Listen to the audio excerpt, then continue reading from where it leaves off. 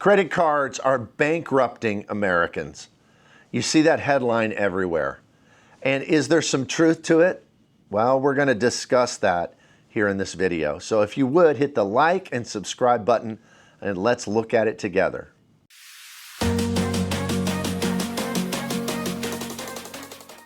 If you look at many of the news stories that come out about credit cards, what's been really kind of touted lately is the incredible amount of credit card debt that's higher than it's ever been in America before. And talking about how people are drowning in their debt and in interest rates, and how credit card companies are allowed to just jack up the interest rates higher and higher and higher. They tell us that 27, 29, 31% is not even uncommon today, and that there are many, many Americans who are having trouble just keeping their heads above water. Well, I think that we need a little perspective on this. The credit card industry is a part of the banking industry, and they're in it to make money. They're a business. All businesses are. They don't exist as a charity. And so the way that they make money is they get people to open accounts with them and pay fees. I have banker friends that have told me that if everybody stopped overdrafting their checking account, if everybody stopped making late payments, the bank would go out of business. So literally, people who never have overdrafts, who never ever pay late payment fees, if they only had those, quote, good customers, then the bank would go out of business. So the banking industry is kind of built upon the irresponsibility of their customer base. That's a crazy thought. An industry that's banking on the fact that we won't do what's best for us, but will rather, because of laziness or because of forgetfulness or because of financial hardship or whatever it is, that we will do what makes them a higher profit and really hurts ourselves financially. But that really is where the banking industry is. And so when it comes to the credit card market, that's exactly where it's at. The credit card market is a game that, in essence, the banks win with most people. However, with some people, the very small minority, I'm sure, it's a game where the banks can lose and the consumer can win. And what I mean by that is, like, think about the interest rate on these credit cards. If you consider an interest rate of, say, 28%, and they're offering a card that gives back a whole bunch of credits and gives a whole bunch of multipliers that you can transfer out to travel partners and all of that, then what they're hoping is that people will be excited.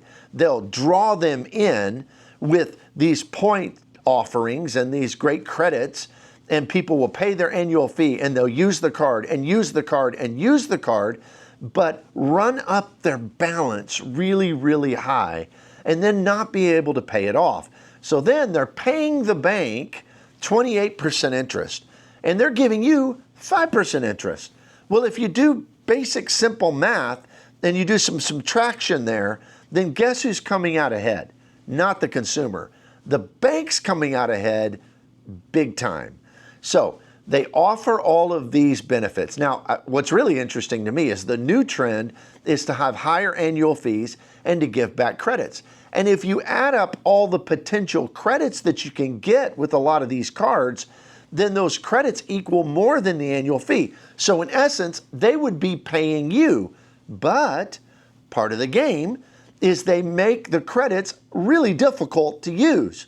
So they make credits where you can get a rideshare credit, but you have to use it 3 times a month before you get your $5 back.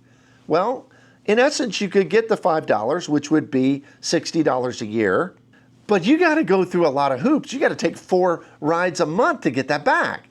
Or they say, well, you can get $10 back through Grubhub or through Uber Eats or whatever it may be every month. But you have to remember to go in at least once a month, and really to get maximum value only once a month, because Grubhub costs more than if you just go pick it up at the restaurant. So you have to go in and use that in a disciplined way once a month, not twice, not 3 times, to get maximum value. And they're just banking on that enough people will forget it every month or some of the months, that the numbers add up in their favor. So, is it bankrupting Americans? I think the truth is that it probably is. Is it the bank's fault? Well, I don't know. It depends on how you look at it. I'm not comfortable preying on people that don't have knowledge on certain subjects. In other words, my ethics, my heart for people wouldn't allow me to just try to deceive or trick someone into something, even if it's their own choice. Now, to be clear, the banks aren't being dishonest. They reveal that by law, they have to tell you all the details. And you get documents. How many people read them? I don't know. But you get documents that are clear about what your responsibilities are, what they can charge you under certain circumstances. However, a lot of people don't read that. They know it. A lot of people will have good intentions going in, but don't have a lot of self-discipline to be able to follow through with it. They know that. So is it the bank's fault? Well, I think they're just doing business as usual. And really, the trouble that Americans are having with credit cards is not that much different than the trouble that some may be having with things like car loans, the trouble that some people maybe have with having a rent that's really more than they can afford, living in a place that's too much for their budget to absorb and to handle. I think the problem is that, it's about personal responsibility. And when it comes to credit cards, the best advice I could give, because like I said, I don't want to ever take advantage of people. I don't want to ever kind of just trick people into thinking they're getting one thing, but if they slip up or make a mistake, they're getting something else. Well, so I want to give you this piece of advice. Know yourself. If you're a person who's very disciplined, if you're a person who's got a family budget, if you're a person who doesn't overspend and avoids debt like the plague, you can win at the credit card game. You can beat the banks at their own game by getting all of your credits on your annual fee cards because you have a spreadsheet and you make sure you go and you get your Grubhub and your Uber Eats every month or whatever it may be. You can beat them by using the multipliers, transferring them out for the best redemption values, and you can beat them by never, ever paying your card late where you have to pay an interest fee. That's how you win. But know yourself. And it's all right. If that's not who you are, we're all different. And if you look at yourself and say, you know what, I would have good intentions, but I'm not great at following through on stuff like that, then maybe a debit card is the way to go.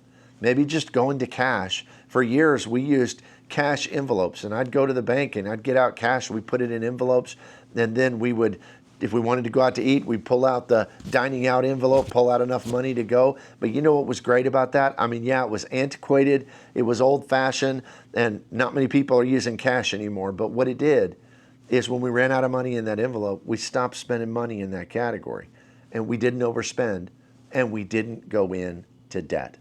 So, is the credit card industry bankrupting Americans? I think it is a lot of people. Is it the bank's fault? Well, you could argue that they could possibly be more upfront or more clear in their advertising, but they're not doing anything dishonest in the sense that they're disclosing. People are choosing not to read it. People are choosing to go into this with the mindset, oh, I'll do great with this. But then their lack of discipline, lack of ability to budget, maybe they never budgeted before, then it catches them in the trap. And so, know yourself. Before you dive into this, ask yourself, is this something that's going to benefit me? Or maybe it's something that's going to bankrupt me. Thank you for watching the video. I hope you'll like and subscribe to the channel, and we'll see you here next time.